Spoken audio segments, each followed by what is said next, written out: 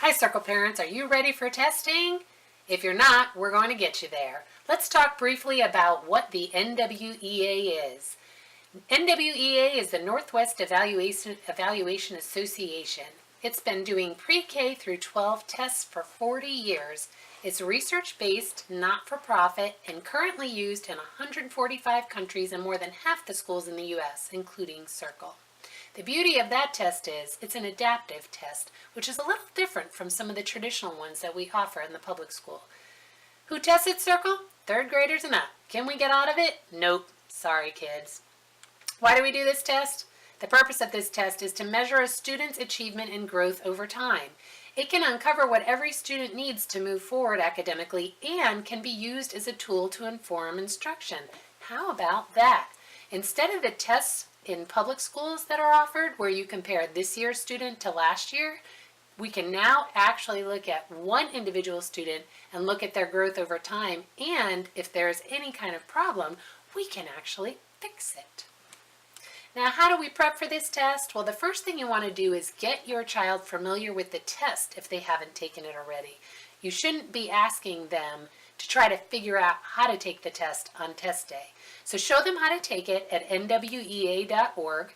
There are sample questions and there are short videos to explain what they could expect. There are also videos and practice questions on other sites like Varsity Tutors, Khan Academy, and TestingMom.com, and a host of others. So the more they see what the questions look like, the less they'll be testing on the test instrument and the more they'll be testing on the test questions.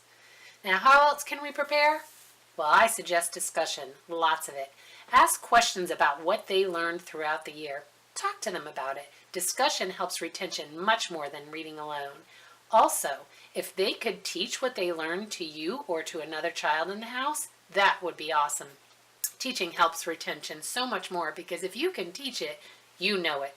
Review of that year's learning, especially grammar, reading, writing, and math, any review is going to be helpful. Now parents, you have an important job in this, and that is you get to proctor the test. Instead of sending them to a school and have them sit in pretty straight lines, you're going to have them at home taking the test on the computer. What you're going to do is you're going to help them log in according to your directions on the email.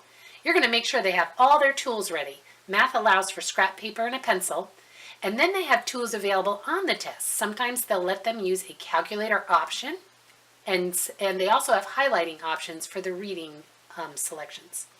Make sure you're neutral in responding to the student during test administration. No leading a student to the correct answer. Do not help your student. Okay, side note here, moms, dads, I know you're going to want to reach over when they are answering the question incorrectly and gently put your hand on it and click the mouse on the right one. Yeah, you're not allowed to do that. Do not help your student. This should be their learning, not yours, that's being tested. Make sure you remain in the room throughout the test, but do not hover. It'll make your child nervous, and it's a little creepy. You may read or reread directions, clarify directions, or simplify language in directions only. Are you getting the theme here? Directions. You may not read any test question, especially in the reading and language usage sections of the test. You may not define unknown words or math symbols for your student. You may pronounce a word in the math or science sections only, as long as you do not give a definition.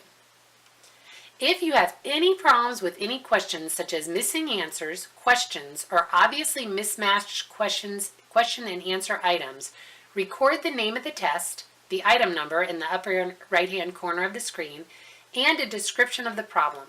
Give this information to Circle and NWEA. One or two problem items will not affect your student's overall score. Remember, parents, the small things matter here. Make sure your kids eat a healthy protein-based meal that will stabilize blood sugar rather than spike it.